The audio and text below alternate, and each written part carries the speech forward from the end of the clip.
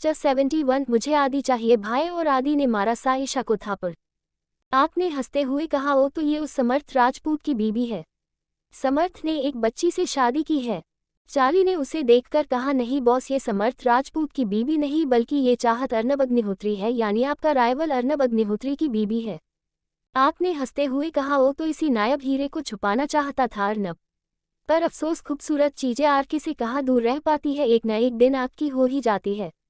जरा फोन लगाओ तो अर्नब को उससे ये खुशखबरी तो दे दे कि उसका नायब हीरा इस वक्त मेरे कब्जे में है।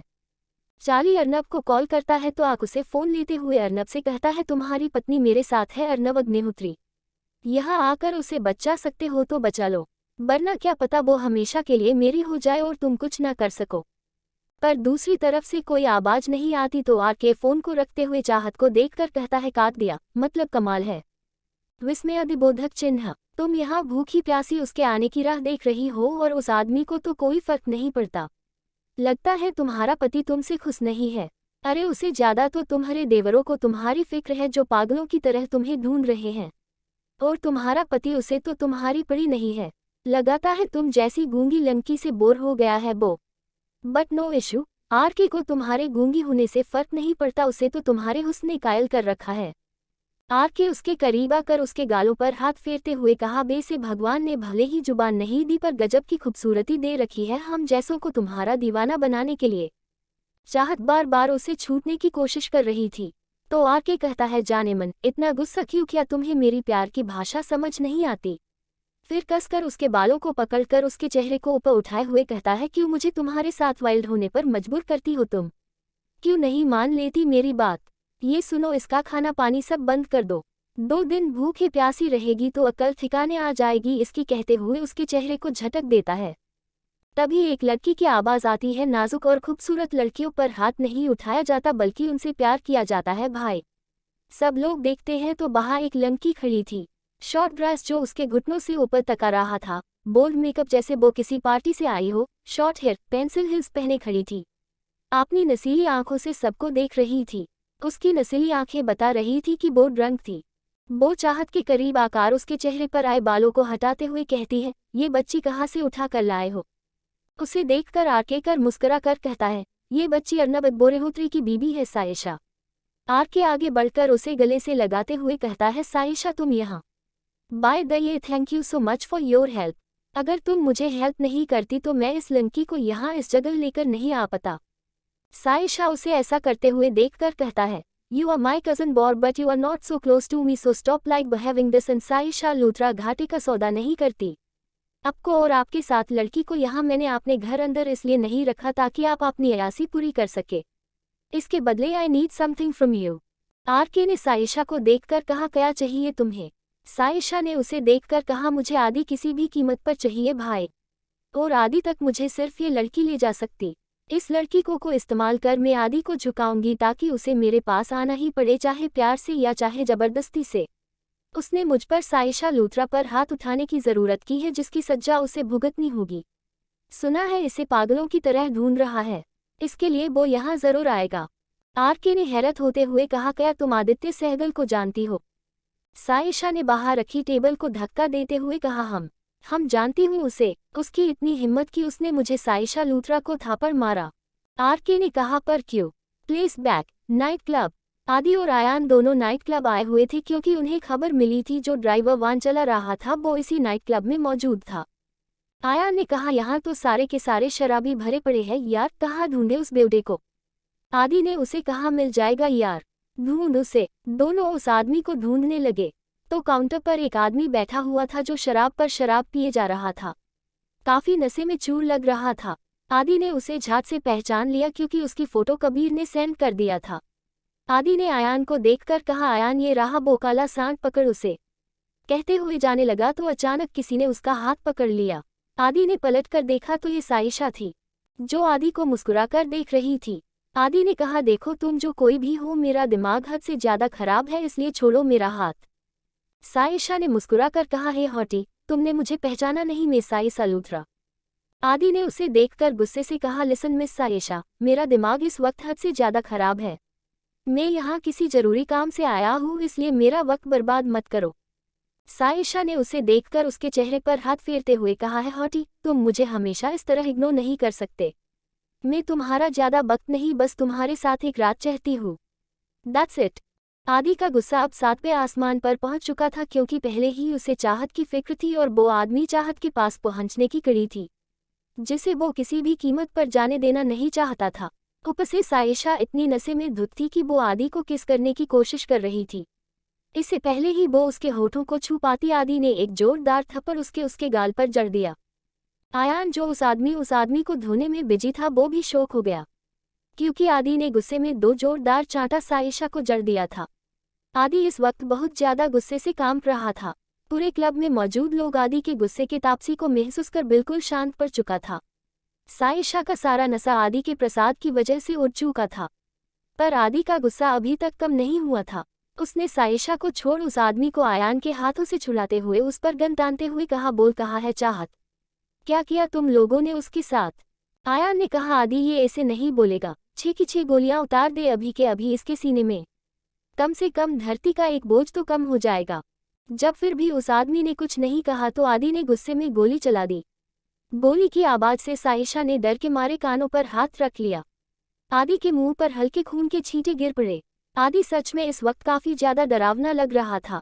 फ्लर्टी समर्थ, और क्या देख रहा है लुच्चे, और वो टकला तो गै निकाला यार।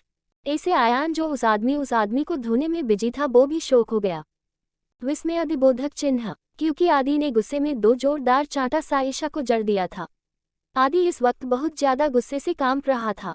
पूरे क्लब में मौजूद लोग आदि के गुस्से के तापसी को महसूस कर बिल्कुल शांत पड़ चुका था। साइशा का सारा नशा आदि के प्रसाद की वजह से उड़ चुका था, पर आदि का गुस्सा अभी तक कम नहीं हुआ था। उसने साइशा को छोड़ उस आदमी को आयान के हाथों से छुड़ाते हुए उस पर गन तानते हुए कहा, बोल, कहा है चाहत, क्या किया तुम लोगों ने उसके साथ? आयान ने कहा, आदि ये ऐसे नहीं बोलेगा, 6 की 6 गोलियां उतार दे अभी के अभी इसके सीने में। कम से कम धरती का एक बोझ तो कम हो जाएगा। जब फिर भी उस आदमी ने कुछ नहीं कहा तो आदि ने गुस्से में गोली चला दी। गोली की आवाज से साइशा ने डर के मारे कानों पर हाथ रख लिया। आदि के मुंह पर हल्के खून के छींटे गिर पड़े।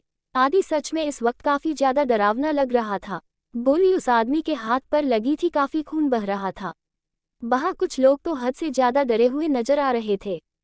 आया ने उस आदमी के कॉलर को पकड़ कर कहा, आवे कुत्ते, अब क्या अपनी लाश को कंधा देने वाले लोगों का इंतजार है?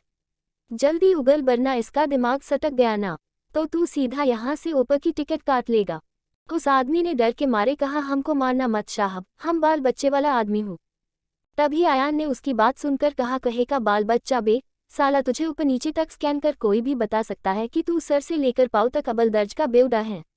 और बे से भी तू दिखने में कौन सा द हैंडसम आयान बंसल लगाता है जो कोई लड़की तुझसे शादी करेगी?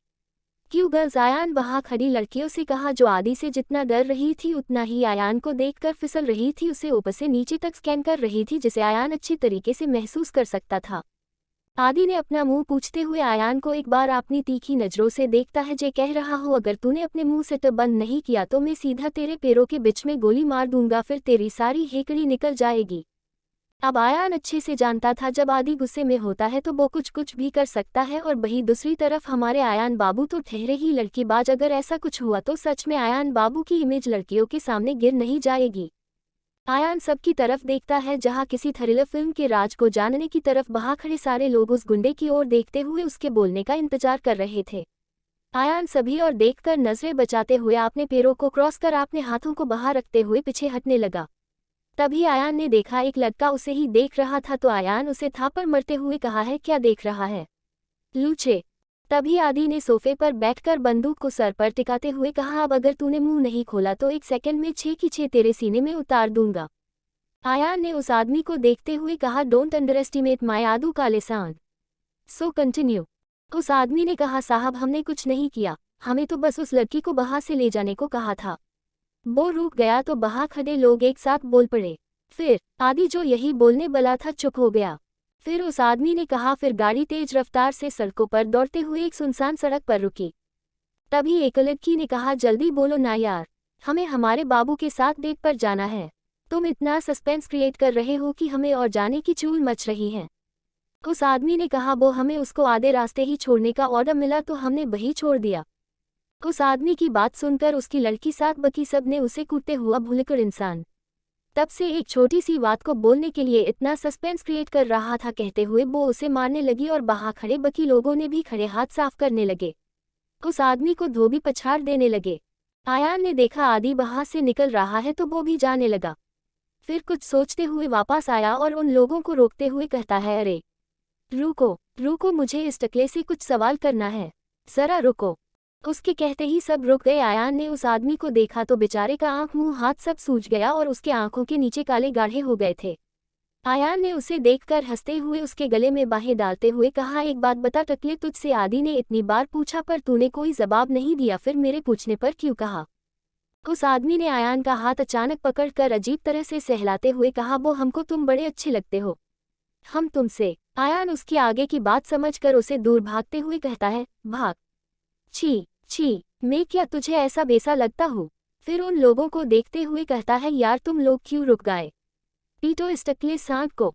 लोग फिर उसे पीटने लगे। आयान बाहर आया और आदि को देखते हुए कहता है, आदू वो टकला तो क्या निकाला यार, मेरी इज्जत लूटना चाहता था। आयान, रात होने को आई है, चल यहाँ से। अब सायशा भी जा चुकी थी। जन्नत बिला। समर्थ खामोशी से प्रिशा के पैर की ड्रेसिंग कर रहा था। प्रिशा उसे खामोशी देखे जा रही थी। अचानक प्रिशा को अपने पैरों पर कुछ महसूस हुआ। प्रिशा ने देखा तो ये आंसू थे। समर्थ झुका हुआ था पर वो प्रिशा के पैरों से आंसू साफ करते हुए बाहर से जाने लगा तो प्रिशा ने उसे रोकते हुए कहा, समर्थ तुम रो रहे हो। समर्थ ने कुछ नहीं कहा और वो बाहर से जाने लगा तो प्रिशा ने कसकर उसका हाथ पकड़कर कहा, समर्थ मेरी बात तो। प्रिशा कुछ और कहती इससे पहले ही समर्थ ने पलटकर उसे गले लगाते हुए कहा, मैं हार गया प्रिशा, मैं हार गया। चाहत मेरी जिम्मेदारी थी और मेरी ही आंखों के सामने कोई उसे ले लगा और मैं कुछ नहीं कर पाया। पता नहीं जब अर्नब आएगा तो मैं क्या जवाब दूंगा उसे। प्रिशा ने उसे देखकर कहा, प्लीज तुम रो मत, मुझे अच्छा नहीं लग रहा। चाहत मिल जाएगी, सब ढूंढ रहे हैं ना उसे, रात काफी हो गई है, तुम सो जाओ प्लीज। समर्थ पूरा दिन चाहत को ढूंढ रहा इसलिए वो वही बैठे बैठे ही सो गया। प्रिशा ने उसका सर अपनी गोद में रख लिया और उसके बाल सहलाते हुए किसी को फोन लगाते हुए कहा, क्या हुआ, चाहत मिली? दूसरी तरफ से कबीर ने कहा, नहीं, वो गाड़ी तो मिल गई और वो आदमी भी, मगर असली गुनेगार नहीं, सीनियर के से। ठीक है ना? प्रिशा ने समर्थ को देखा जो सो रहा था। वो उसे देखकर कहती है, ठीक है, सो रहा है। कबीर ने हम्म कहा और फोन रख दिया। सुबह का वक्त, मॉल का कैफे। हिमानी ने आज भावना के लिए एक डेट अरेंज की थी। भावना जाना नहीं चाहती थी पर हिमानी ने उसे जबरदस्ती भेज दिया क्योंकि अर्नब के बाद तीसरे नंबर पर मिस्टर ओबरॉय सबसे बड़ा बिलियनियर था जिसे हिमानी किसी भी तरह जाने देना नहीं चाहती थी। इसलिए उसने मिस्टर ओबरॉय के बेटे तुषार ओबरॉय के साथ फिक्स की थी। कैफे के अंदर तुषार कब से भावना का वेट कर रहा था। थोड़े टाइम बाद भावना आई तो तुषार उस पर बरस पड़ा, भावना हैव यू लॉस्ट इट, मैं कब से तुम्हारा इंतजार कर रहा हूँ। तुम्हें क्या मैं तुम्हारी तरह इतना फ्री लगता हूँ जो कपूर्स की राजकुमारी के लिए पूरा दिन वेट करता फिरूं। अचानक तुषार के ऐसे चिल्लाने पर बाहर खड़े सब लोग उसे देखने लगे। भावना को बहुत बुरा फील हो रहा था। उसका मन कर रहा था कि तुषार के गाल पर एक थप्पड़ जड़ते हुए कहे कि क्या उसे जरा सी तमीज नहीं है लड़कियों से बात करने, पर हिमानी की वजह से वो चुप रही। तुषार ने बड़े तेवर से कहा, अब बैठो भी या पूरा दिन पुतले की तरह खड़ी रहोगी। भावना बैठ गई और तुषार ने उसके हाथ से मेनू छीनते हुए कहा, तुम रुको मैं ऑर्डर करता हूँ। कहते हुए उसके हाथ से मेनू छीन लेता है। भावना बस बैठे हुए अपने गुस्से को कंट्रोल करने की कोशिश कर रही थी। दिसे जाए तो प्रिशा ने उन्हें देख, ये सारी तुषार की फेवरेट डिश थी और भावना को उनमें से कुछ पसंद नहीं था। वो एक बाइट लेने को हुई कि उसके कानों में अचानक किसी की आवाज पड़ी तो उसकी आंखें हिरानी से बड़ी हो गई।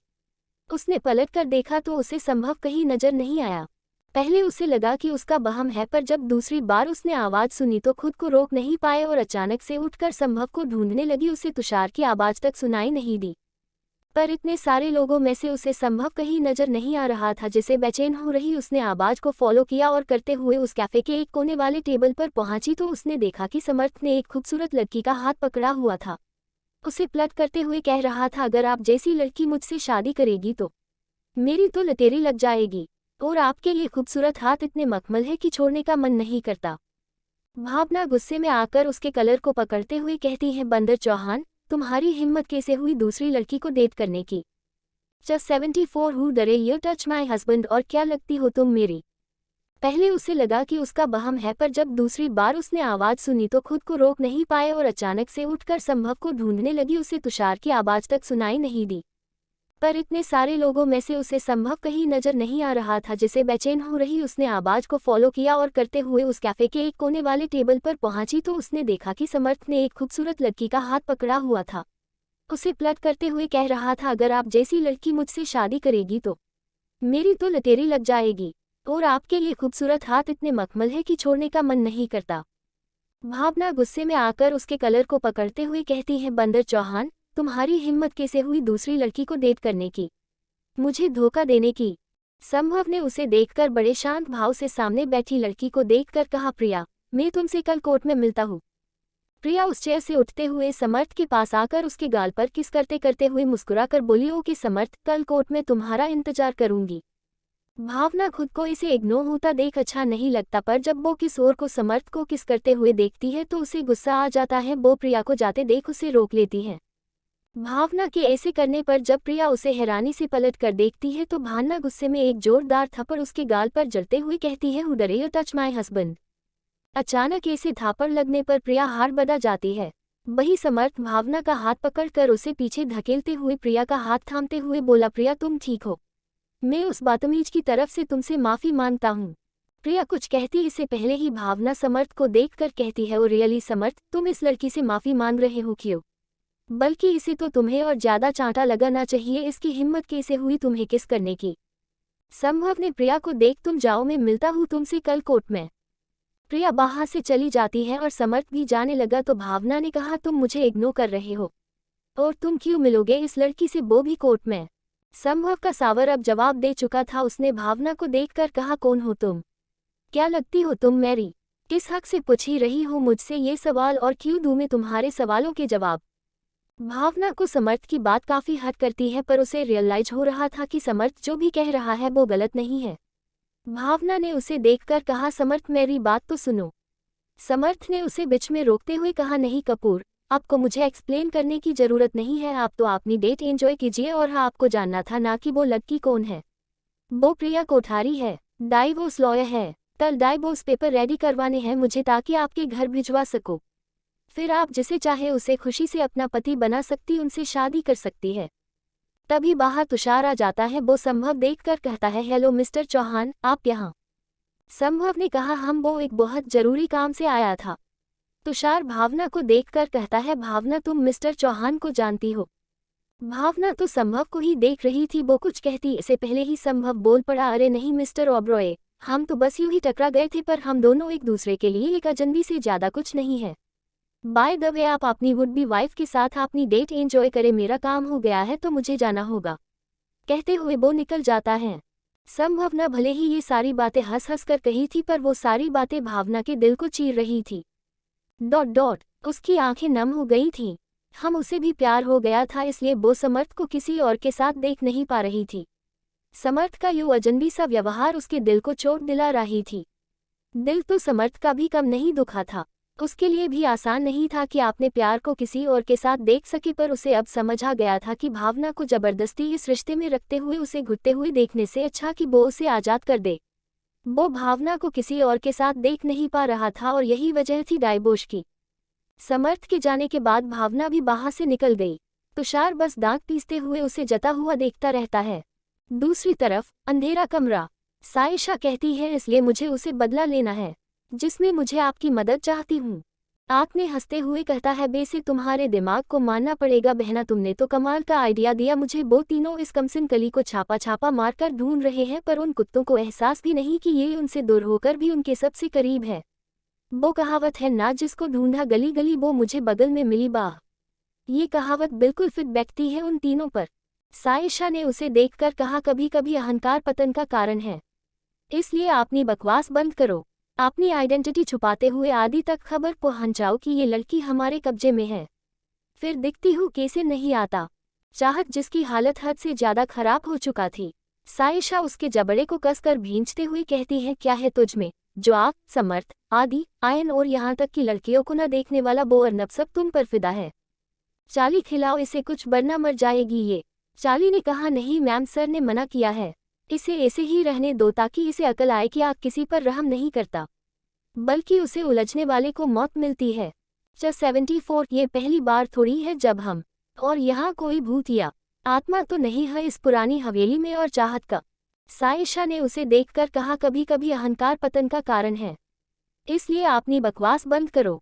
अपनी आइडेंटिटी छुपाते हुए आदि तक खबर पहुंचाओ कि ये लड़की हमारे कब्जे में है, फिर दिखती हूँ कैसे नहीं आता।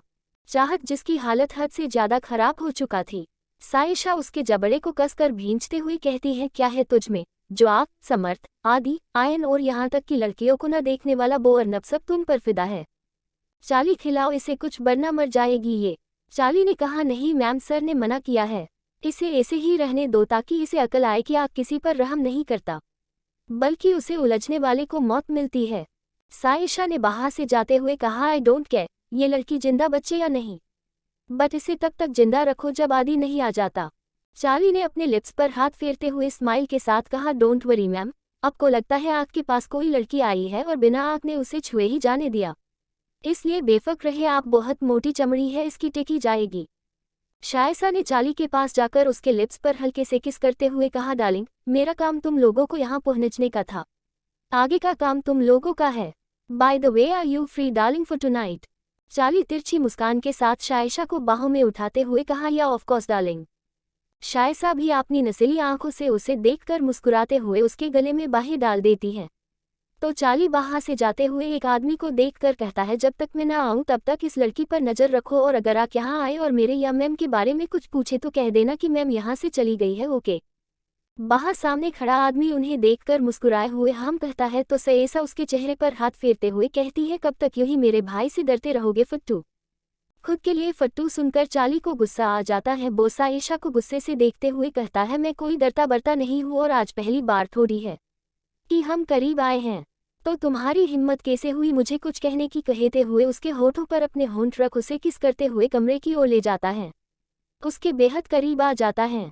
चाहत बेसुध सी चेयर पर बंधी हुई थी, उसकी हालत बहुत खराब लग रही थी। कितने दिन होने को आया था और अब तक चाहत यही इसी बंद कमरे में कैद थी। जितना उसने उन लोगों से सुना था कि वो आदि, आयान और समर्थ के करीब थी, पर कहा उसे ये तक नहीं पता था। ऐसा नहीं था कि उन तीनों ने कोई कोशिश नहीं की, बल्कि वो लोग तो दिन रात एक करते हुए चाहत को ढूंढ रहे थे, पर जैसा कि साइशा ने कहा था, चाहत उनके करीब होकर भी उनकी आंखों से ओझल थी। ऐसी भी कौन सी जगह थी जहां चाहत कैद थी? से आप लोग कमेंट कर बताना कि ये जगह कौन सी हो सकती है। चाहत ने अब तक भूखे प्यासे रहते हुए भी हिम्मत नहीं हारी थी, क्योंकि उसे उम्मीद थी कि जब अर्नब वापस आएगा तो वो उसे इस कैद से रिहा करते हुए अपने साथ ले जाएगा। अगर वो यहाँ है तो इसका मतलब ये है कि अर्नब वापस लौटकर नहीं आया है, इसलिए इतनी बुरी हालत होने के बावजूद भी चाहत हर दर्द को सहते हुए अर्नब का इंतजार कर रही थी। जन्नत बिला समर्थ की नींद खुली तो उसने देखा कि वो प्रिशा की गोद में सर रख कर सो रहा था। वो हड़बड़ाते हुए उठ गया, उसकी हड़बड़ाहट की वजह से प्रिशा की भी नींद खुल गई। समर्थ जल्दी से उठते हुए कहता है, आई एम रियली सॉरी, कहते हुए नीचे की ओर चला जाता है। वो नीचे आया तो देखा कबीर आया हुआ था और आदि से कुछ डिस्कस कर रहा था। वही आयान अपनी गर्दन पर हॉटबैग रखे हुए दर्द से बैठा हुआ था। तभी बाहर प्रिशा भी आ जाती है। कबीर को देखकर स्माइल करती है तो बदल में कबीर भी स्माइल पास करता है। तभी प्रिशा आयान को देखकर कहती है, ये तुम्हें क्या हो गया सुबह सुबह? आयान दर्द से करहाते हुए अपने आंखों में आए झूठे आंसू को पोंछते हुआ कहता है, यार तुम न पूछो मत, अगर मैंने तुम्हें बताया तो तुम्हारी आंखों में आंसू आ जाएंगे। उसकी बात सुनकर कबीर और आदि उसे ऐसे देखते हैं जैसे कहना चाह रहे हो, क्या सच में? समर्थ कबीर को देखकर गुस्से से उसके करीब जाकर उसकी कॉलर पकड़ते हुए कहता है, तेरी हिम्मत कैसे हुई यहाँ आने की? और क्या कहा था तूने, तू चाहत को ढूंढ लाएगा? कहा है वो, पिछले 3 दिनों से ढूंढ रहे हैं उसे, पर वो अब तक नहीं मिली, इसलिए दफा हो जाओ यहाँ से। कबीर ने कुछ नहीं कहा, पर आदि ने उसकी कॉलर छूटते हुए कहा, तू पागल हो गया है, क्या कर रहा है?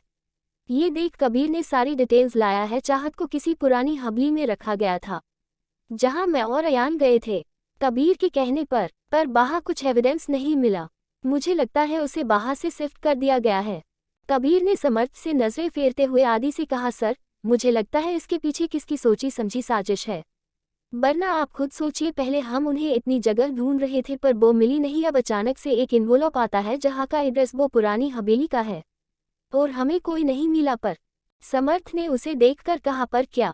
प्लेस बैक, पुरानी हवेली। कबीर अपनी पूरी टीम के साथ बाहर आता है और अपने साथी इंस्पेक्टर अर्थव चतुर्वेदी से कहता है, अथर्व जाकर हवेली के पीछे छान मारो और हम संभाल कर ये किसका ट्रैप भी हो सकता है। वो सब लोग में से कुछ अंदर और कुछ पीछे की ओर चले जाते हैं। वो बाहर खड़ा उस पुरानी हवेली को एग्जामिन कर ही रहा था कि इतने में आदि और अयान आ जाते हैं।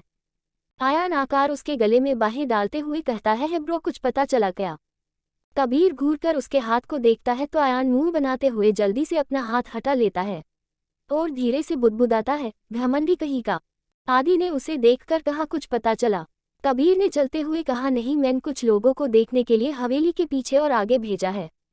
अयान ने कहा, अच्छा, तुम क्यों नहीं गए? डर गए क्या ये 100 साल जैसी पुरानी हवेली देखकर? डोंट टेल मी कि तुम्हें भूत और चुड़ैल से डर लगता है, इसलिए तुम नहीं गए ना? कबीर ने आगे जाते हुए कहा, मुझे तो नहीं लगता, पर आप संभाल कर रहिएगा, कहीं चुड़ैल आपको ना उठा कर ले जाए। अयान ने बड़े ही इतराते हुए कहा, अरे बहुत देखे हैं ऐसे चुड़ैल और डायन, मुझे कोई डर भर नहीं लगता, और अगर कोई मिल भी गई तो मैं उसके साथ उड़ते हुए गाऊंगा, पंछी बनूं, उड़ता फिरूं मस्त गगन में। वो ये कह ही रहा था, अचानक कोई उसका पैर पकड़कर खींच लेता है। सब आगे आगे चलते हुए चाहत को ढूंढने में बिजी थे। जब थोड़ी देर बाद भी अयान कोई आवाज नहीं आई तो आदि ने पीछे मुड़कर देखा, वहां अयान नहीं था। आदि परेशान होते हुए कहता है, ये अयान कहाँ है? अभी तो यही था। उसके कहने पर सब अयान के लिए परेशान हो जाते हैं। तभी बाहर अथर्व आते हुए कबीर से कहता है, सर, यहाँ पर शायद कोई था, इनफैक्ट बहुत से लोग थे, क्योंकि पीछे की ओर बहुत से खाली बियर बोतल्स और कुछ चिकन मिला है। कबीर ने अथर्व को देखकर कहा, अथर्व, क्या तुमने अयान सर को बाहर जाते हुए देखा है? अथर्व ने कहा, नहीं सर, हमने तो किसी को नहीं देखा। आदि ने परेशान होते हुए कहा, फिर कहाँ गया ये लड़का? अथर्व ने थोड़ा डरते हुए कहा, सर, आप बुरा ना मानो तो एक बात कहूँ क्या? मैंने सुना है ऐसे पुरानी हवेली में भूत प्रेत आत्मा का वास होता है। कहीं सच में कोई भूत प्रेत आत्मा तो नहीं इस हवेली में? जो सर को ले गया उसने डरी हुई आंखों से चारों तरफ देखकर कहा, 75 में तुझे अभिशाप देता हूँ कबीर के बच्चे, तेरा ब्रह्मचर्य व्रत भंग हो जाए, कोई तेरी इज्जत लूट ले। कबीर ने अथर्व को देखकर कहा, अथर्व, क्या तुमने अयान सर को बाहर जाते हुए देखा है? अथर्व ने कहा, नहीं सर, हमने तो किसी को नहीं देखा। आदि ने परेशान होते हुए कहा, फिर कहाँ गया ये लड़का? अथर्व ने थोड़ा डरते हुए कहा, सर, आप बुरा ना मानो तो एक बात कहूँ क्या? मैंने सुना है ऐसे पुरानी हवेली में भूत प्रेत आत्मा का वास होता है। कहीं सच में कोई भूत प्रेत आत्मा तो नहीं इस हवेली में? जो सर को ले गया उसने डरी हुई आंखों से चारों तरफ देखकर कहा। कबीर ने कहा, जस्ट शट अप अथर्वा, तुम एक सब इंस्पेक्टर हो के ऐसी बेतुक की बातें कर रहे हो? ढूंढो। अथर्व मुंह बनाते हुए कबीर से कहता है, ये भूत को थोड़ी ना पता है कि मैं सब इंस्पेक्टर हूँ और इसलिए मुझे छोड़ देगा, कमाल करते हैं आप सर। कबीर ने उसे घूर कर देखता है, वो बाहर से निकल जाता है।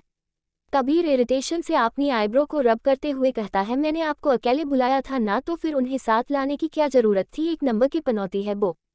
उसके ऐसे आयन को कोसने पर आदि के चेहरे पर मुस्कुराहट छा जाती है। तभी करीब पर कुछ गिरता है जो उसे लगता है। कबीर दर्द से अपना सर सहलाते हुए कहा, कौन है बे? तभी आवाज आई, मैं हूँ बे।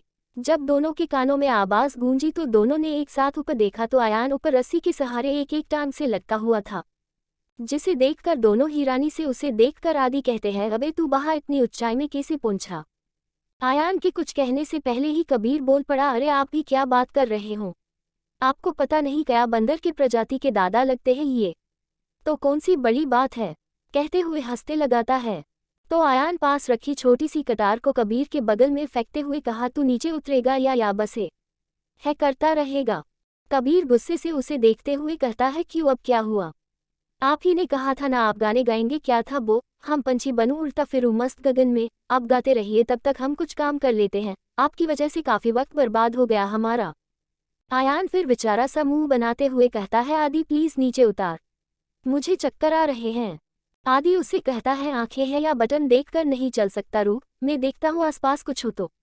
आदि कहते हुए वहां कुछ ढूंढने जाने लगा तो कबीर ने वो नोचे पड़ी कतार दे मारी, जिसे वो रस्सी टूट गई और अयान धड़ाम से नीचे गिर पड़ा।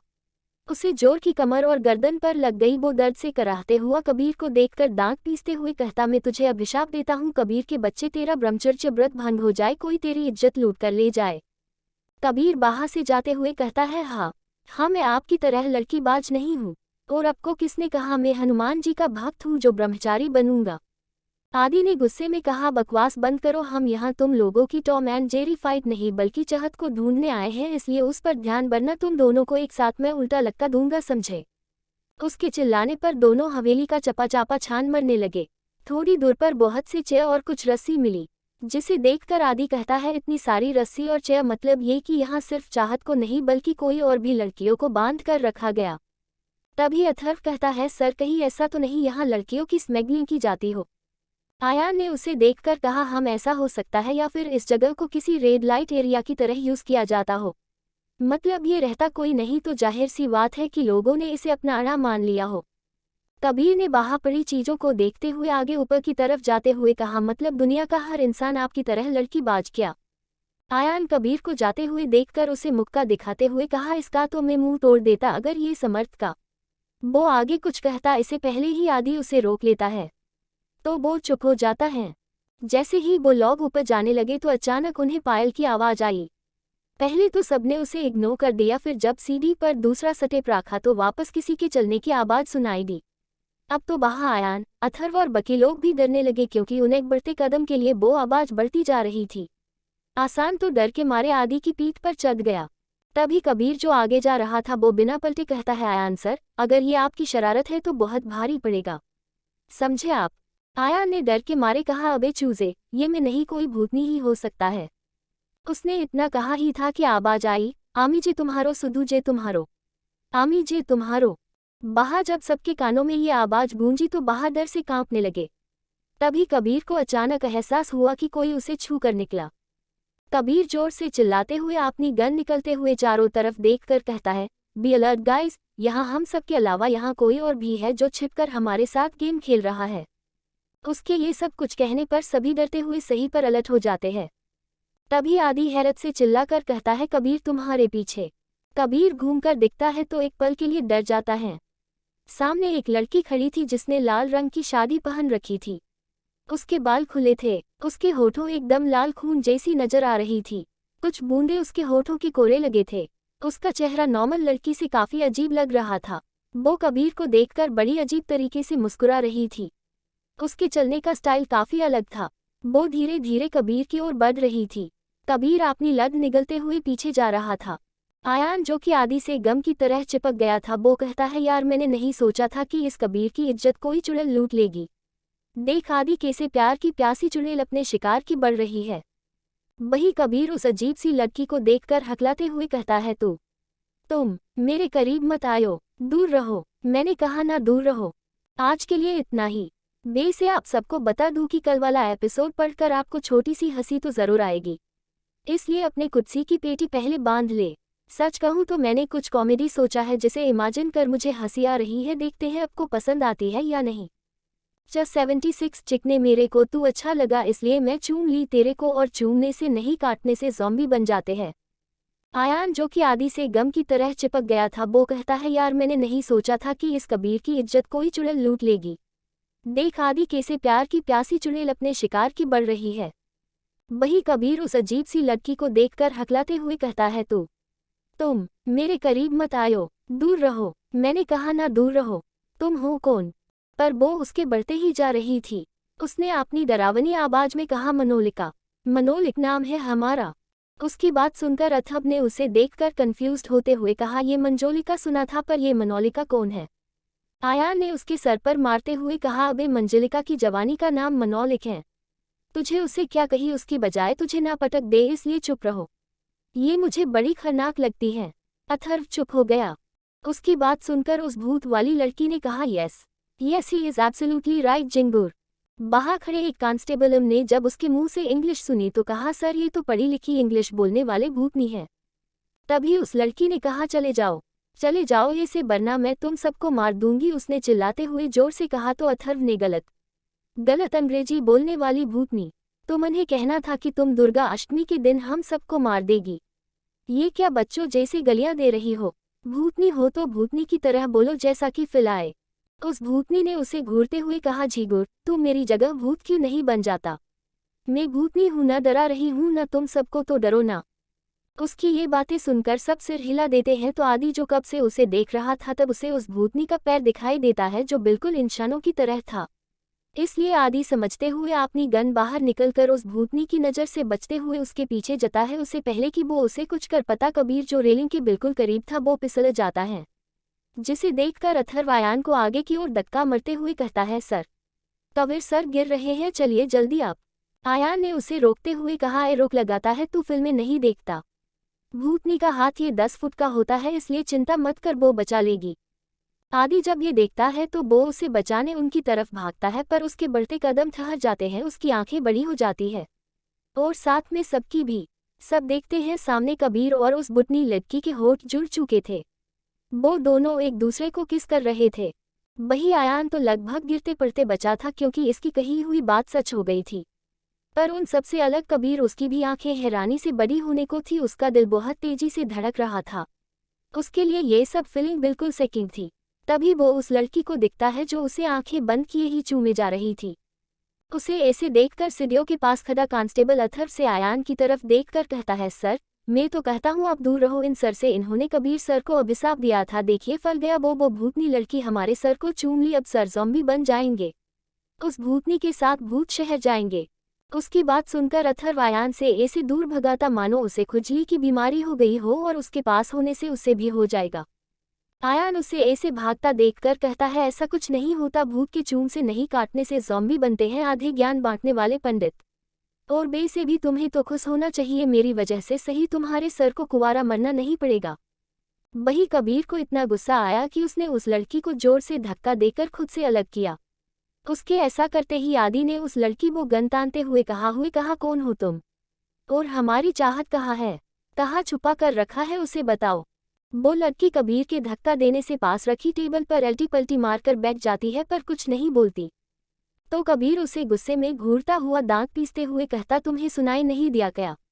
कौन है तुम, तुम्हारे बाकी साथी और चाहत कहाँ है, बताओ। और तुम्हारी हिम्मत कैसे हुई मुझे किस करने की?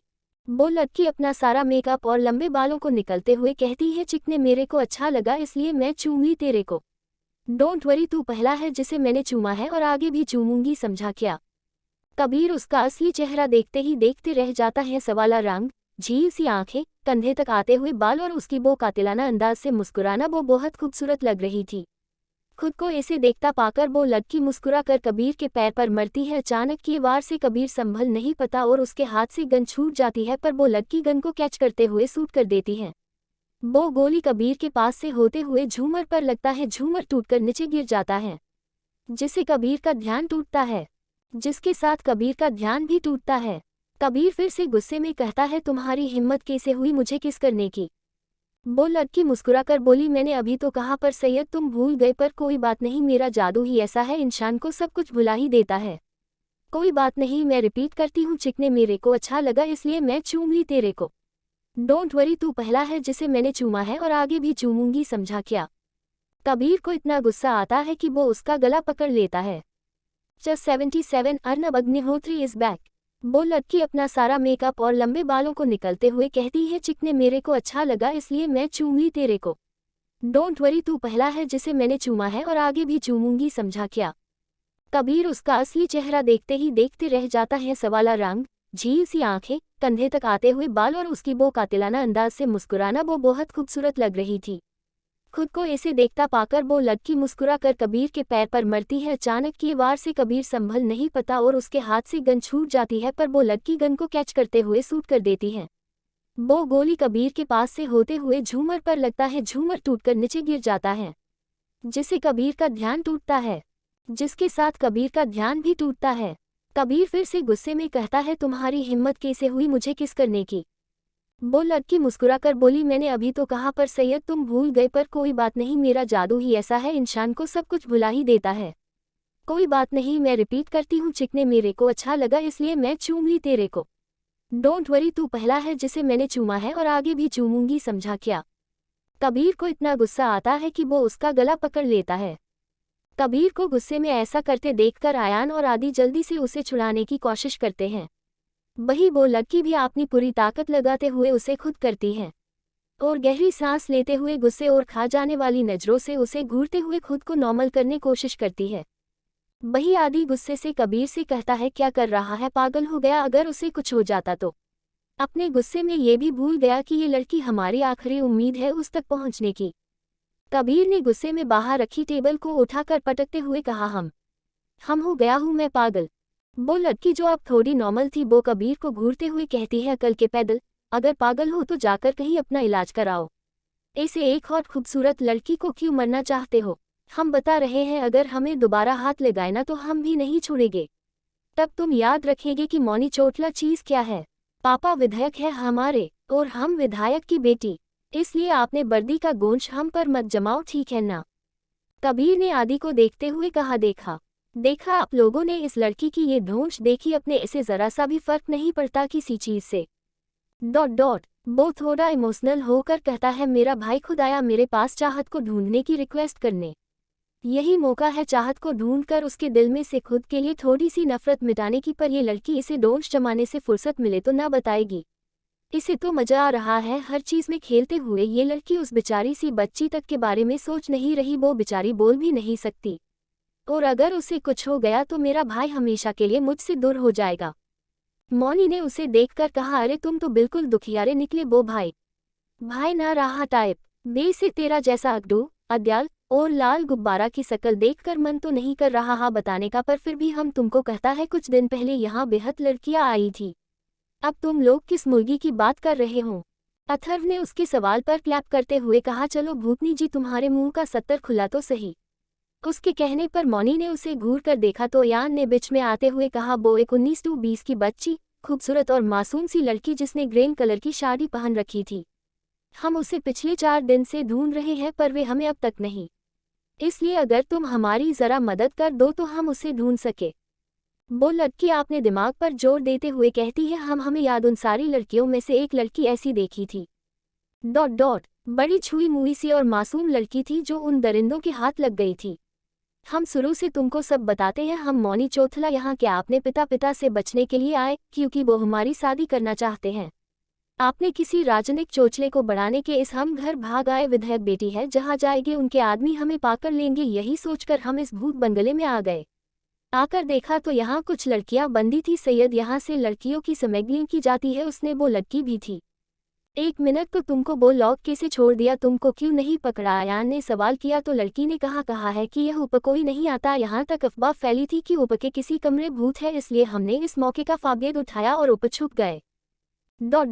यहाँ रोज एक आदमी आता जो सैयद उन लोगों का बॉस था, जिसकी तो नज़र ही घटिया थी। लड़कियों देखकर जैसे लार टपक रही उसके और उसके चमचों के। उनसे उन लड़कियों को ऑफर भी दिया, अगर वो लोग उसके साथ सोने के लिए तैयार है तो वो उन्हें जाने देगा। सारी लड़कियां अपनी जान बचाने के लिए उस कमीने के साथ सोने को तैयार हो गई, जिसे वो कामिना बही उन पर सवार हो गया। पर एक बही लड़की थी जो टायर नहीं हुई तो उसके आदमी ने उसके चारों तरफ शराब का गोला बनाकर आग लगा दिया। उस बेचारी को बही झोंचने के लिए छोड़ दिया। तभी आदि ने हैरानी से कहा, इसका मतलब चाहत? नहीं, उसको कुछ नहीं हुआ सैयद, भगवान बेचारी बच्ची पर अपनी मेहर बनाए रखी थी कि एंड मौके पर एक लड़की ने आकर उनसे कुछ कहा और वो लोग बाकी लड़कियों को बचने के बाद उस लड़की को यहाँ से लेकर चले गए। बस इसे ज्यादा कुछ नहीं पता। हम जब नीचे गए तो हमें ये मिला, सैयद आप लोगों काम आए। उसकी बात सुनकर कबीर ने उसे गुस्से से कहा, तुम्हारे पास अकल नाम की चीज़ है या नहीं? अगर तुम उस वक्त पुलिस को इन्फॉर्म करती तो आज कितनी लड़कियों की जिंदगी बच जाती। वो सब ह्यूमन ट्रैफिकिंग का नहीं बल्कि आपने घर सुरक्षित जा सकती थी। मौनी ने भी उसे घूरते हुए कहा, तुमने सस्ता नशा करके ड्यूटी ज्वाइन की थी क्या? अगर हम फ़ोन लेकर घर से भागते तो हमारे पापा नंबर ट्रेस करते हुए यहाँ पहुँच जाते, और हमारे पास कोई नया सिम भी नहीं था तो कैसे करते? हम तुम्हारी मदद कर रहे हैं और तुम हमको ही सुना रहे हो, वाह बेटा। आदि ने उसे देखकर कहा, ठीक है मौनी, पर अब तुम्हें घर जाना होगा, क्योंकि हो सकता वो लोग फिर वापस आएं और हम तुम्हारी जान खतरे में डाल सकते। हाँ, अगली बार अगर भूत बनना हो तो अपने चेहरे के साथ अपने पैरों पर भी भूतों वाला मेकअप करना, और हम अपने पापा से कहना कि उनको एक अच्छा जमाई मिलने वाला है। कबीर जाओ, उसे सही सलामत घर छोड़ कर आओ।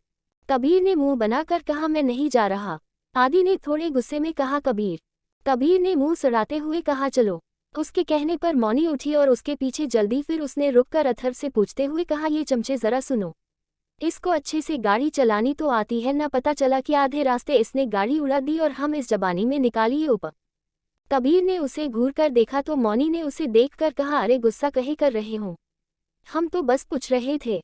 प्रेजेंट। आदि समर्थ को देखकर कहता है, ये देख उस लड़की ने ये दिया हमें। मौनी ना है उस लड़की का, बीच में कबीर बोल पड़ा। उसकी बात सुनकर आदि मुस्कुरा दिया। समर्थ ने उसे गौर से देखने के बाद कहा, ये तो कोई कस्टमाइज ब्रेसलेट है जो आसानी से मिलना मुश्किल है। फिर ये क्या हो रहा है यहाँ? तुम लोग ऐसे क्यों खड़े हो? उस आवाज को सुनकर सब पीछे देखते हैं, जहां अर्नब अपनी लगेज के साथ घर की दहलीज पर खड़ा उन्हें देख रहा था। आयान ने जब अर्नब को देखा तो भागते हुए उसे गले लगाते हुए कहा, अर्नब अच्छा हुआ अब तू आ गया, अब सब ठीक हो जाएगा। अर्नब बस बिना किसी एक्सप्रेशन के खड़ा हुआ था। उसकी आंखें में एक अजीब एहसास नजर आ रहा था, जिसमें न प्यार था, ना नफरत, ना कोई और फीलिंग था, तो किसी की तबाही का जुनून। टॉक्सिक अर्नब, और मुझे पता है वो लड़की कहाँ है। समर्थ ने उसे गौर से देखने के बाद कहा, ये तो कोई कस्टमाइज ब्रेसलेट है जो आसानी से मिलना मुश्किल है। फिर ये क्या हो रहा है यहाँ? तुम लोग ऐसे क्यों खड़े हो? उस आवाज को सुनकर सब पीछे देखते हैं, जहां अर्नब अपनी लगेज के साथ घर की दहलीज पर खड़ा उन्हें देख रहा था। आयान ने जब अर्नब को देखा तो भागते हुए उसे गले लगाते हुए कहा, अर्नब अच्छा हुआ अब तू आ गया, अब सब ठीक हो जाएगा। अर्नब बस बिना किसी एक्सप्रेशन के खड़ा हुआ था। उसकी आंखें में एक अजीब एहसास नजर आ रहा था, जिसमें न प्यार था, ना नफरत, ना कोई और फीलिंग था, तो किसी की तबाही का जुनून। अर्नब आयान को खुद से दूर करते हुए अंदर आता है। उसके पीछे पीछे आयान भी। कबीर ने अर्नब को देखकर मुस्कुराते हुए कहा, nice to meet you again sir. Arnab ने कुछ नहीं कहा और जाकर सोफे पर बैठ गया। सबको अर्नब का बिहेवियर काफी अजीब लगा, क्योंकि उसे आए हुए 5 मिनट हो गए थे, लेकिन उसने एक बार भी चाहत बारे में कोई जिक्र नहीं की। चाहे सबको अजीब लगने के बाद भी कुछ बोलना, क्या बोलना समझ नहीं आ रहा था। तब प्रिशा ने अर्नब लाकर पानी दिया तो अर्नब उसे देखकर कहा, मेरे पानी, कहीं इसमें जहर तो नहीं मिलाया ना प्रिशा जी? प्रिशा ने दांत पीसते हुए कहा, काश मैं ऐसा कर सकती, पर तुम्हें परलोक सुधारने का सौभाग्य मेरा कहाँ है। कबीर एक पुलिस वाला था, इसलिए वो अर्नब के इस बर्ताव को देख सवाल करने से खुद को रोक नहीं पाया। वो सोफे पर बैठता हुए अपने दोनों हाथ को आपस में उलझाए हुए अर्नब के आंखों में आंखें डालकर उसे देखता हुए कहता है, कमाल है सर, जिसे हवा से लेकर पानी तक हर बात की खबर रहती है। उसने अपनी बीवी के बारे में एक बार भी नहीं पूछा। या आपको इस बात की खबर है कि आपकी बीवी गायब है? बेसे या खूब एक्टिंग करते हैं आप, आपकी एक्टिंग सामने सारे एक्टर फेल हो जाए क्यों? अर्नब ने उसे देखकर एक डेविल स्माइल के साथ कहा, अर्नब अग्निहोत्री के सामने खड़े होने के लिए उतनी औकात और हिम्मत की जरूरत है, बट आई मस्ट से तुम काफी अच्छे एसीपी हो कबीर राजपूत। हम तुम सही थे, मैं जानता हूँ। वो लड़की कहाँ है? उसकी बात सुनकर प्रिशा ने गुस्से से कहा, वो लड़की से क्या मतलब है तुम्हारा? चाहत बीवी है तुम्हारी। अर्नब ने उसकी बात सुनकर कहा, बीवी हम वही बीवी ना जो मेरे साथ मीठे बोल बोल कर मेरे दुश्मन के साथ मिलकर मुझे धोखा दे रही है। आदि ने उसे देखकर कहा, तू जानता है चाहत कहाँ है? इसका मतलब तुझे पहले से ही सब कुछ पता था। कहाँ है वो? अर्नब ने दांत पीसते हुए कहा, आपने यार, उस आरके के पास। क्या वो उस कमीने आग के पास है? मतलब मौनी जिस आदमी की बात कर रही थी वो और कोई नहीं आंख है? आयान ने हैरत से कहा। प्रिशा ने हैरान से कहा, आग कौन आग? मेरी चाहत किसी आग को नहीं जानती, तुम झूठ बोल रहे हो। मैं मेरी चाहत को बचपन से जानती हूँ, उसका किसी आग संग कोई रिश्ता नहीं था। अर्नब ने जोर से हंसते हुए कहा, मेरी चाहत? हम सही कहा आपने प्रिशा जी, पर थोड़ी सी बस थोड़ी गलत निकली आप। अब आपकी चाहत सिर्फ आपकी बल्कि सबकी चाहत बन चुकी है। अर्नब बिल्कुल पागलों की तरह बिहेव कर रहा था। समर्थ ने से कहा, पागलों की तरह बातें मत करो अर्नब। ऐसा भी तो हो सकता है ना कि वो तुमसे दुश्मनी निकलने के लिए चाहत का इस्तेमाल कर रहे हो। उसने चाहत को किडनैप किया हो, क्योंकि हमने खुद देखा था उसे किडनैप होते हुए। अर्नब ने उसकी बात सुनकर कहा, ऐसा भी तो हो सकता है ना कि ये सब आंखों का छलावा हो, रचाया हुआ चक्रव्यूह हो, ताकि किसका शक उस पर ना जाए। इसलिए बेहतर होगा कि तुम लोग उसको ढूंढने की तकलीफ ना करो। आदि ने उसे कहा, अच्छा उसे ढूंढने छोड़ दे, इतना भी कठोर मत बन अर्नब की कि एक दिन तू अपनी ही नजरों में गिर जाए। वो बच्ची है, ऊपर से बोल भी नहीं सकती है। अगर उस कमीने ने उसके साथ कुछ गलत करने कोशिश की तो क्या हम नहीं जानते उसे कि कितना नीच इंसान है वो? आदि की बात सुनकर अर्नब वहां से अपने कमरे में चले जाता है। पर वहां भी उसे पल भर का चैन नहीं मिलता, क्योंकि अब वहां उस कमरे में सिर्फ चाहत का ही एहसास था। उसकी महक और उसकी यादें थी जो अर्नब को बेचैन कर रही थी। वो गुस्से में आकर बाहर रखी सारी चीजों की तोड़फोड़ करना शुरू कर देता है। पल भर में वो खूबसूरत कमरा वीरान बनकर रह जाता है। वो बालकनी में जाता है तो वहाँ भी उसे चाहत का एहसास पागल कर रहा था। पर फिर भी वो वहीं बैठकर अपनी कलेक्शन में से स्कॉच मिलाकर कर पीते हुए कहा है किसी को कल करते हुए कहता है ढूंढो उसे वो आग मुझे मेरे पैरों पर चाहिए।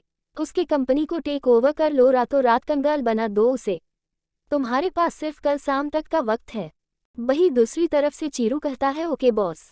चीरू को भी इस बारे में कुछ भी पता नहीं था क्योंकि आदि ने उसे छुट्टी दे रखी थी। यूँ अचानक आपकी कंपनी को अर्नब टेक ओवर करना चाहता है, इस बात से वो भी हैरान था। अर्नब ने ये कहते हुए फोन काट दिया और शराब पीने लगा। विस्मयादिबोधक चिन्ह। वहीं नीचे प्रशा आज यहाँ से जा रही थी, उसकी भी वजह कहीं ना कहीं अर्नब था क्योंकि चाहत बरे में ऐसे बात सुनकर उसे अच्छा नहीं लगा था। विस्मयादिबोधक चिन्ह, विस्मयादिबोधक चिन्ह। और यहाँ समर्थ भी उसे जाने से रोक नहीं रहा था क्योंकि वो नहीं चाहता था कि प्रशा अर्नब को गलत, और एक वजह ये भी थी कि अगर प्रशा यहाँ रही तो वो अपने फीलिंग्स के हाथों मजबूर हो जाएगा, जिस वजह से वो न चाहते हुए भी प्रशा को हट कर देगा। इसलिए उसका जाना ही बेहतर था। प्रशा अपना सामान लेकर आई और एक नज़र समर्थ को देखने के बाद वहाँ से कबीर के साथ अपने अपार्टमेंट के लिए निकल गई। समर्थ उसे जाता हुआ देखता रहा। 79 अर्नब का चाहत को बचाना। और वही दूसरी तरफ से चीरू कहता है ओके बॉस। चीरू को भी इस बारे में कुछ भी पता नहीं था क्योंकि आदि ने उसे छुट्टी दे रखी थी। यूँ अचानक आपकी कंपनी को अर्नब टेक ओवर करना चाहता है, इस बात से वो भी हैरान था।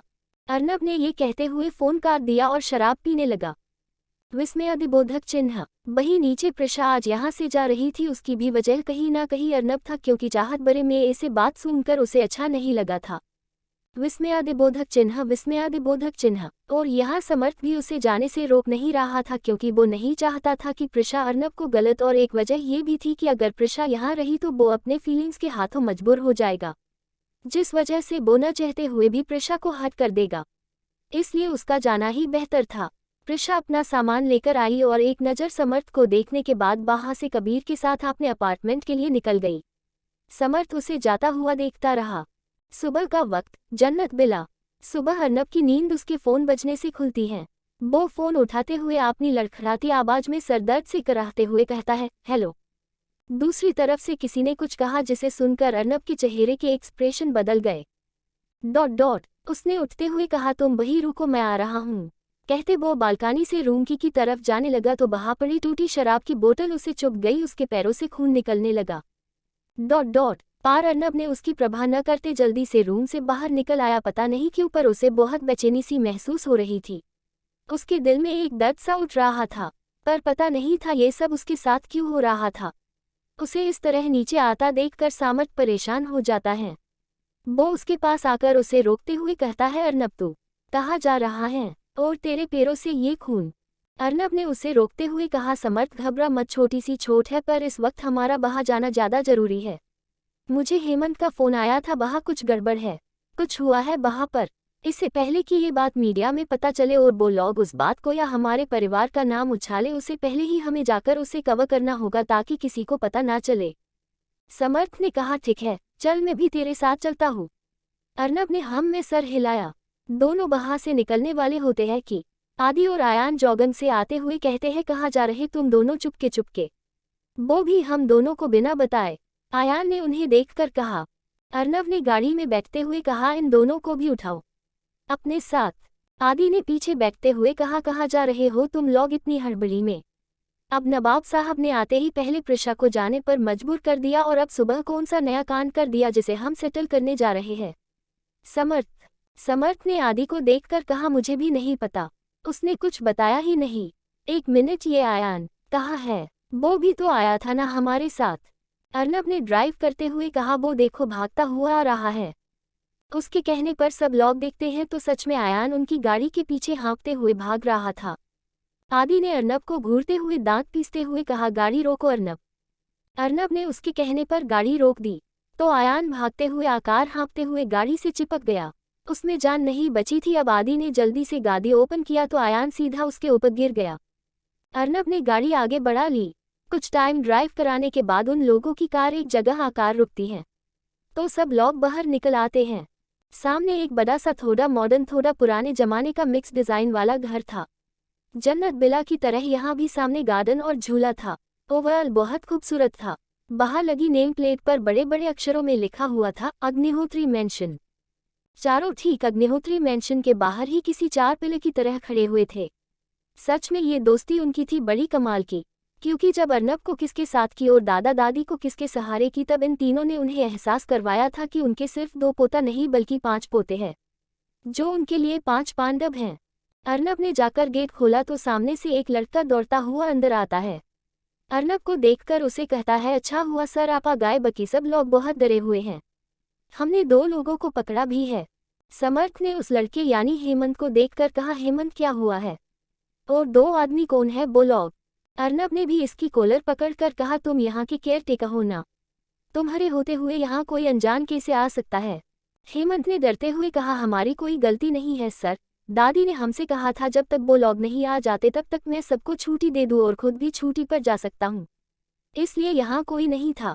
फिर जब आयन सर ने मुझे कॉल करके कहा दादी अगले हफ्ते आने वाली है, तो मैंने आज सबको यहाँ बुला लिया ताकि यहाँ की साफ सफाई अच्छे से हो सके। पर जब कुछ लोग साफ सफाई कर रहे थे तब उन्हें खून दिखा। जब हमने इस बात की छानबीन की तो देखा कि बेसमेंट की जगह से ये खून आ रहे थे। हम डर कर भाग गए और आपको फ़ोन लगा दिया। अर्नब ने गुस्से में उसे थापड़ जड़ते हुए कहा, यू इडियट, तुम्हें पता भी है अगर बाहर सच में किसी का मर्डर हुआ होगा तो क्या हो सकता है? घर के बाहर का और बाकी सारी जगहों की सीसीटीवी कैमरे किसी ने तोड़ दिए, जाहिर बात है यहाँ कोई आया था और हो ना हो बहुत बड़ा कांड हुआ है। आदि ने अर्नब से कहा, अर्नब उस चिल्लाने से कोई फायदा नहीं है, हम जाकर देखना चाहिए। चारों भागते हुए घर के पीछे बेसमेंट की तरफ जाते हैं। उनके साथ साथ हेमंत भी डरते हुए बाहर जाता है और बाकी नौकर भी। वो जगह ऊपर बेसमेंट और से एक कमरे जैसा था। सब लोग धीरे अंदर जाते हैं जहां कुछ नौकरों ने 2 गुंडों को पकड़ रखा था, वहां कुछ खून नजर आ रहे थे। सामने एक शटर लगा हुआ था। खून देखकर आदि ने उन गुंडों को घुसा जड़ते हुए कहा, कौन है अंदर? क्यों मारा तुम लोगों ने किसी को? वो भी यहाँ कहते हुए बेहिसाब मारने लगता है। तो उन गुंडों में से एक कहता है, हमें नहीं पता, हमें कुछ नहीं पता, हम तो बस यहाँ निगरानी रखने के लिए कहा गया था और हम वही कर रहे थे। सुबह अचानक से उसके अंदर से खून आता देखकर हम डर गए और बाहर चले गए जहाँ इन लोगों ने हमें पकड़ लिया। अर्नब की बेचैनी जैसे बढ़ने लगी थी, उसे अजीब सा डर लग रहा था। उसने जल्दी से वो शटर हटाया तो उसके पैरों तले जमीन खिसक गई। वो वही खड़ा रह गया। पता नहीं क्यों उसके आंखों से 2 बूंद आंसू टपक पड़े। बाहर खड़े बाकी सबका भी यही हाल था, सब फटी आंखों से सामने देख रहे हैं। हेमंत ने कहा, ये तो एक लड़की है भगवान, इसकी हालत तो बहुत खराब और नाजुक है, कहीं ये मर तो नहीं गई? आदि ने सामने देखते हुए भरी आंखों से कहा, गुड़िया 82 वीक्स प्रेग्नेंट थी। चारों भागते हुए घर के पीछे बेसमेंट की तरफ जाते हैं। उनके साथ साथ हेमंत भी डरते हुए बाहर जाता है और बाकी नौकर भी। वो जगह ऊपर बेसमेंट और से एक कमरे जैसा था। सब लोग धीरे अंदर जाते हैं जहां कुछ नौकरों ने 2 गुंडों को पकड़ रखा था, वहां कुछ खून नजर आ रहे थे। सामने एक शटर लगा हुआ था। खून देखकर आदि ने उन गुंडों को घुसा जड़ते हुए कहा, कौन है अंदर? क्यों मारा तुम लोगों ने किसी को? वो भी यहाँ कहते हुए बेहिसाब मारने लगता है। तो उन गुंडों में से एक कहता है, हमें नहीं पता, हमें कुछ नहीं पता, हम तो बस यहाँ निगरानी रखने के लिए कहा गया था और हम वही कर रहे थे। सुबह अचानक से उसके अंदर से खून आता देखकर हम डर गए और बाहर चले गए जहाँ इन लोगों ने हमें पकड़ लिया। अर्नब की बेचैनी जैसे बढ़ने लगी थी, उसे अजीब सा डर लग रहा था। उसने जल्दी से वो शटर हटाया तो उसके पैरों तले जमीन खिसक गई। वो वही खड़ा रह गया। पता नहीं क्यों उसके आंखों से 2 बूंद आंसू टपक पड़े। बाहर खड़े बाकी सबका भी यही हाल था, सब फटी आंखों से सामने देख रहे हैं। हेमंत ने कहा, ये तो एक लड़की है भगवान, इसकी हालत तो बहुत खराब और नाजुक है, कहीं ये मर तो नहीं गई? आदि ने सामने देखते हुए आंसू भरी आंखों से कहा, गुड़िया। चाहत को ऐसे देखकर अर्नब की सांसें एक पल के लिए मानो रुक सी गई। वो आगे कदम नहीं बढ़ा पा रहा था। सामने का मंजर देख सबकी आंखों में पानी आ गया। सामने चाहत चेयर से बंधी हुई थी, उसका सर नीचे की ओर झुका हुआ था। चाहत की हरे रंग की साड़ी खून से रंगी हुई थी। वही चेयर के पास से ही खून बहकर शटर तक आया था। वही से खून बहकर चारों तरफ फैला हुआ था। अर्नब अचानक होश में आता है, दौड़ते हुए चेयर के पास आता है, चाहत के सर को ऊपर उठाता है तो चाहत का चेहरा बिल्कुल पीला पड़ चुका था। उसके चेहरे पर जख्म के कई निशान थे, उसकी आंखें सूजी हुई थी। अर्नब चाहत का चेहरा थपथपाते हुए उसे उठाते हुए कहता, चाहत उठो। चाहत, क्या हुआ तुम्हें?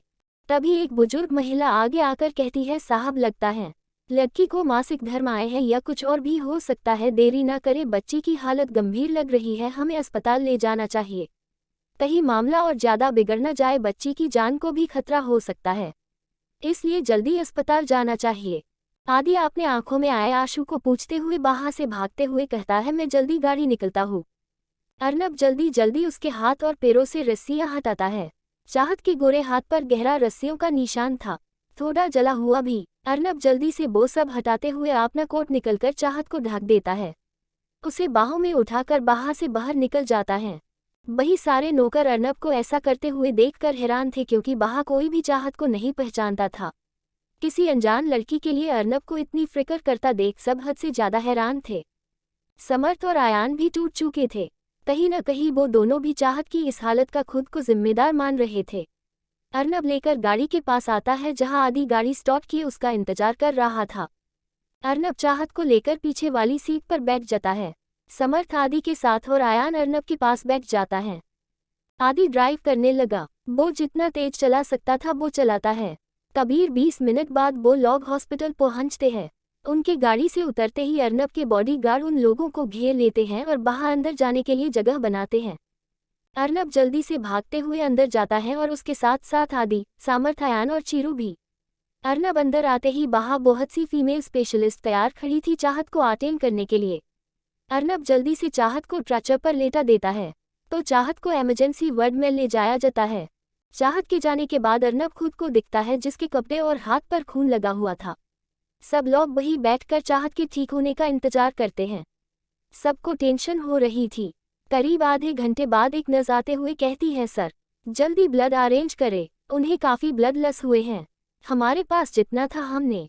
अर्नब उसकी बात सुनकर गुस्से से आग बबूला होकर कहता है, इतना बड़ा हॉस्पिटल है और तुम लोगों के पास एक पेशेंट के लिए ब्लड नहीं है। अगर तुम लोगों ने 5 मिनट में ये ब्लड अरेंज नहीं किया तो यहाँ मौजूद हर किसका लाइसेंस रद्द करवा दूंगा। यहाँ मौजूद हर किसी को अपनी जान गंवानी होगी, समझी तुम? अर्नब ने चिल्लाते हुए कहा, जिसे वो नजर के मारे काम को थी। समर्थ ने अर्नब को रिलैक्स करते हुए कहता, अर्नब शांत हो जा, वो लोग अपना काम कर रहे हैं, चाहत को कुछ नहीं होगा, प्लीज कॉम डाउन। आदि ने नर्स को देखकर कहता है, सिस्टर चाहत का ब्लड ग्रुप क्या है? मेरा बी पॉजिटिव है, अगर मैच करता है तो मैं उसे ब्लड दे सकता हूँ। सिस्टर जो अर्नब से डर कर कांप रही थी उसने आदि के सवाल पर कहा, स र उन का। उसे यूं रुकता हुआ देखकर अर्नब ने अपनी गुस्से भरी आंखों से देखते हुए कहा, ठीक से बोलो। वो नर्स डर के मारे अपनी आंखें बंद किए हुए जल्दी से कहती है, सर उनका ब्लड ग्रुप ए है। उसकी बात सुनकर समर्थ कहता है, ए पॉजिटिव तो कबीर का ब्लड ग्रुप है। कहते समर्थ जैसे ही फोन करने वाला था सामने से उसे कबीर आता हुआ दिखाई देता है। समर्थ उसे देखकर अचानक उसे गले से लगा लेता है। समर्थ के अचानक गले लगाने से कबीर थोड़ा घबरा कर पीछे हो जाता है। उसके लिए ये किसी सपने जैसा था। समर्थ उसे अलग होकर कहता है, तुम यहाँ? कबीर ने उसे देखकर कहा, हम वो मुझे पता चला कि चाहत मिल गई है, हॉस्पिटल में है सो। आदि ने उसका हाथ पकड़कर खींच कर ले जाते हुए कहा, तुम चलो जल्द, चाहत को ब्लड की जरूरत है। आदि नर्स से कहता है, सिस्टर ये देगा ब्लड। उसके ऐसे कहने पर नर्स कबीर को अंदर ले जाती है। कुछ देर बाद कबीर ब्लड देकर वापस आता है तो उसकी नज़र सब पर जाती है। आदि बैठा हुआ था, चाहत की फिक्र से उसके आंखों में आंसू थे। वही समर्थ को देखता है जिसके चेहरा चाहत की चिंता करते हुए हल्का सा उदास और पीला नजर आ रहा था। आयान की आंखों में डर, वो डर से आपने नाखून चबा रहा था। वही अर्नब, वो हमेशा की तरह अपने गुस्से के पीछे अपने सारे इमोशन छुपाने की कोशिश कर रहा था, पर आज उसकी आंखें उसका साथ नहीं दे रही थी। आंखें उसकी भी आज नम थी, पर वो उन्हें अपने आंखों से बहने नहीं दे रहा था। कुछ देर बाद एक लेडी डॉक्टर इमरजेंसी वार्ड से बाहर आती है। उसे बाहर आते देखकर सब उसे एक साथ पूछते हैं, चाहत कैसी है? वो ठीक तो है। वो डॉक्टर कहती है, मिस्टर अग्निहोत्री आपकी वाइफ बिल्कुल ठीक है। पर इसकी बात सुनकर जहां सब राहत की सांस लेते हैं, वही अर्नब उन्हें देखकर थोड़ा परेशान होकर कहता है, पर क्या डॉक्टर? डॉक्टर कहती है, I am really sorry mister Agnihotri, हमने आपकी वाइफ को तो बचा लिया पर आपके बच्चे को नहीं बचा पाए। आपकी वाइफ 2 वीक्स प्रेग्नेंट थी, पर हमें बड़े दुख के साथ कहना पड़ रहा है कि उनका मिसकैरेज हो गया।